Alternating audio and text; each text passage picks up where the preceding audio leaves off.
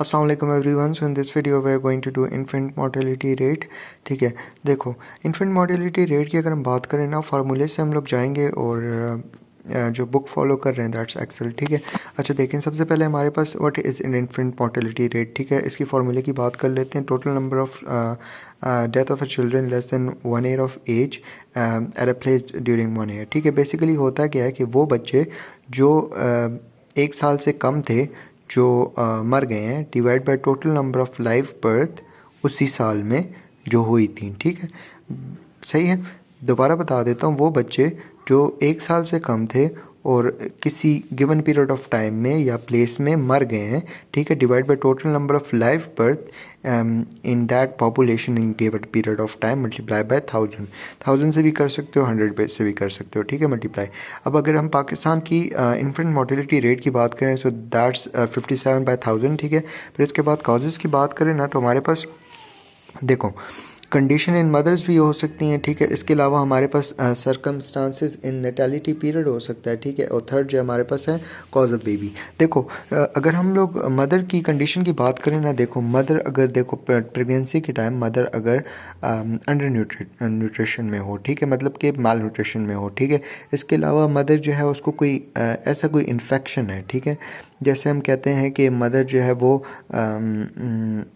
Syphilis है, उसको TB है, या उसको मलेरिया है, या उसको हेपेटाइटिस है, डायबिटीज़, इसके अलावा हम कहते हैं या डायबिटीज़ है, या हाइपरटेंशन है, इसके अलावा या कोई कैंसर है। ठीक है, इसके अलावा उसने कोई ऐसी टेराटोजेनिक ड्रग ली है प्रेगनेंसी के टाइम में, तो ऑब्वियसली बच्चे की हेल्थ पे अफेक्ट करेगी वो चीज़ें। ठीक है, फिर इसके बाद हम लोग आते हैं सरकमस्टांसेस ड्यूरिंग डिलीवरी ना। तो सरकमस्टांसेस ड्यूरिंग डिलीवरी में यही होता है ना, देखो या तो आपका डिलीवरी पीरियड जो है वो बहुत ज़्यादा प्रोलॉन्ग हो गया है, या तो बहुत छोटा हो गया जिसको हम प्रेसिपिटेटेड लेबर कहते हैं। ठीक है, इसके अलावा डिलीवरी के दौरान जो है ना बच्चा जो है वो उसकी कोई ये जो बर्थ अटेंडेंट थे उसने जो है ना प्रॉपरली केयर नहीं की। ठीक है, इसके अलावा कोई इंजरी हो गई है डिलीवरी के दौरान, या डिलीवरी के दौरान कोई ऐसी ड्रग यूज़ कर ली है जिसकी वजह से बच्चे की डेथ हो गई है, तो ये सारी चीज़ें हैं। ठीक है, फिर इसके बाद आ जाते हैं हम लोग चाइल्ड कॉजेज़ में। चाइल्ड कॉजेज़ में यही हो सकता है कि देखो या तो वो है प्री मेच्योर बच्चा था, या वो पोस्ट मेच्योर बच्चा था। ठीक है, इसके अलावा उसको कोई ब्लीडिंग डिसऑर्डर है, या उसको कोई जीआईटी का कोई मसला है, या उसको रिस्पायरेटरी कोई मसला है, या उसको किडनी का कोई मसला है जेनेटिकल एब्नॉर्मेलिटीज़ में। ठीक है, या बर्थ के बाद भी मसले हो सकते हैं। ठीक है, या उसको कोई कैंसर है। ठीक है, इसके अलावा जो है वो इसका कोई एक्सीडेंट हो गया या कोई बॉडी में इन्फेक्शन हो गया। ठीक है, तो this can lead to the infant mortality rate. ठीक है, अब आते हैं factor influencing the infant mortality rate ना। तो फैक्टर की अगर हम बात करें तो हमारे पास 3 फैक्टर्स हमने याद रखने बेसिकली ना, 3 हेडिंग्स के तौर पे।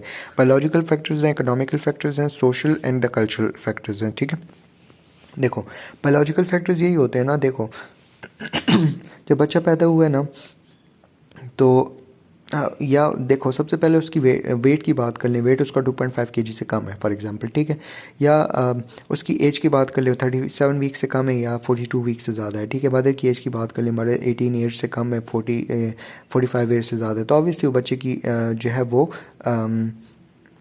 डेथ को इंक्रीज़ करा सकती हैं चीज़ें। ठीक है, इसके अलावा पैरिटी हो सकती है, मदर जो है वो बहुत बार प्रेग्नेंट हो चुकी है, तो ऑब्वियसली उसका यूट्रस वीक हो गया, तो ऑब्वियसली बच्चा अफेक्ट होगा इसकी वजह से। फैमिली प्लानिंग नहीं है। ठीक है, इसके अलावा हमारे पास बर्थ स्पेसिंग वगैरह नहीं है। ठीक है, और दूसरा ये कि ऑर्डर ऑफ बर्थ की बात करें तो जो पहला बच्चा होता है और या 5वां बच्चा जो होता है उसमें हमारे पास मोर्टेलिटी रेट जो होता है वो ज़्यादा होता है। ठीक है, फिर इसके बाद हम आते हैं इकोनॉमिक फैक्टर्स पे। इकोनॉमिक फैक्टर्स यही है, अगर सोशल इकोनॉमिक फैक्टर्स में यही है ना कि अगर जो पेरेंट्स हैं उनकी सोशल क्लास जो है वो वीक है, मतलब वो इकोनॉमिकली वीक हैं। ठीक है, तो ऑब्वियसली वो बच्चे की हेल्थ को अफोर्ड नहीं कर सकते। अल्टीमेटली जब वो अफोर्ड नहीं कर पाएंगे तो बच्चे की डेथ होने के चांसेस ज़्यादा हो जाएंगे। ठीक है, फिर उसके बाद सोशल और कल्चर कॉजेज़ हैं। सोशल और कल्चर कॉजेज़ में ये होते हैं ना कि कुछ लोग जो होते हैं ना वो एजुकेशन नहीं होती। ठीक है, एजुकेशन नहीं होती, इलिटरेट होते हैं। इसके अलावा फैमिली प्लानिंग नहीं करते। इसके अलावा उनको जो है वो जब डिलीवरी होती है तो ट्रेन बर्थ अटेंडेंट से जो है वो डिलीवरी नहीं करवाते। इसके अलावा जो है वो डंक से जो है वो ब्लड को जो है ना वो स्टॉप करवा देते हैं। ठीक है, इसके अलावा हाइजीन का ख्याल नहीं रखते, मदर बच्चे को ब्रेस्ट फीड नहीं करवाते, उसको आर्टिफिशियल फीडिंग्स देते हैं। ठीक है, इसके अलावा जो है उसको उसकी इम्यूनाइजेशन टाइम पे नहीं करते। ठीक है, इसके अलावा जो है वो ओवर क्राउडिंग है, ठीक है, एनवायरनमेंट बुरा है, तो ये सारी चीज़ें कॉज कर सकती हैं। इसके बाद हम लोग आते हैं कि इन्फेंट मोर्टेलिटी रेट को हमने रिड्यूस कैसे करना है। देखो बात ऐसी है ना कि हम लोगों ने सबसे पहले अपने हेल्थ सिस्टम को इफेक्टिव बनाना है, अच्छा बनाना है, ठीक है। हेल्थ सिस्टम अच्छा होगा तो सारी चीज़ें अच्छी हो जाएंगी, ठीक है। हेल्थ सिस्टम को हमने को हेल्थ सर्विसेज हमने अच्छी करनी है, ठीक है, इफेक्टिव हेल्थ सर्विसेज। दूसरे हम लोगों ने केयर करनी है न्यूनेट की और इन्फेंट की, ठीक है। तो इसके लिए हमारे पास एक वो है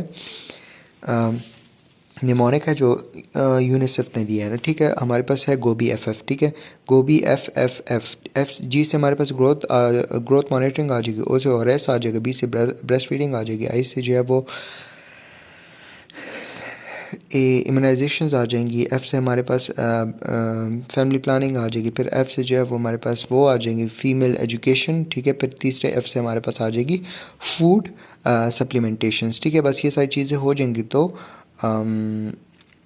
इन्फेंट मोर्टेलिटी रेट जो है वो रिड्यूस हो जाएगा। थैंक यू, जज़ाकल्लाह खैर।